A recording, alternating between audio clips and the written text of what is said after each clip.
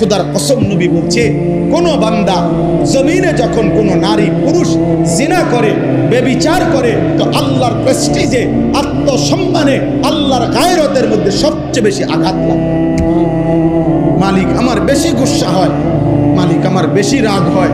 এই জন্য গুসার কারণে নবী বলছেন, আল্লাহই তো বিধান, এই জন্য বলছে বন্ধু বন্ধু ওই জিনা করলো, ও বেবিচার করলো আমার জমিনে, ওরে খাওয়াইলাম আমি, ওরে পড়াইলাম আমি, এত বড় কায়নাত দিয়ে আমি তাকে লালন পালন করছি, ওরে আমি বলছি তার জন্য আমি হালাল বিবাহের ব্যবস্থা রাখছি, ওরে আমি বলছি তার স্ত্রী আমি ব্যবস্থা করেছি, ওর যৌন চাহিদা আমি আল্লাহ দিয়েছি, ওই নারী আমি সৃষ্টি করেছি, এই পুরুষ আমি সৃষ্টি করেছি, শাহওয়াত আমি সৃষ্টি করেছি, লজ্জাস্থানের চাহিদা আমি সৃষ্টি করেছি।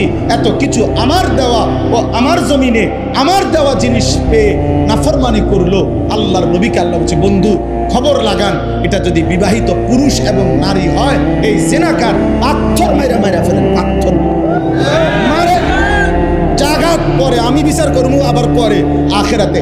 এখন ওয়ালিয়াশহাদ আযাবাহুমা তাইফাতুম মিনাল মুমিনিন, সমস্ত এরকম মজমায় ইমানদার মানুষের সামনে খোলা ময়দানে ওপেন প্রকাশ্যে পাথর মাইরা ওগুলোর মাইরা ফেলে। আর অবিবাহিত পুরুষ নারী হলে 100 করে চামড়ার বেত্রাঘাত করেন, যেন এক এক বাড়িতে 100 বছর মনে থাকে।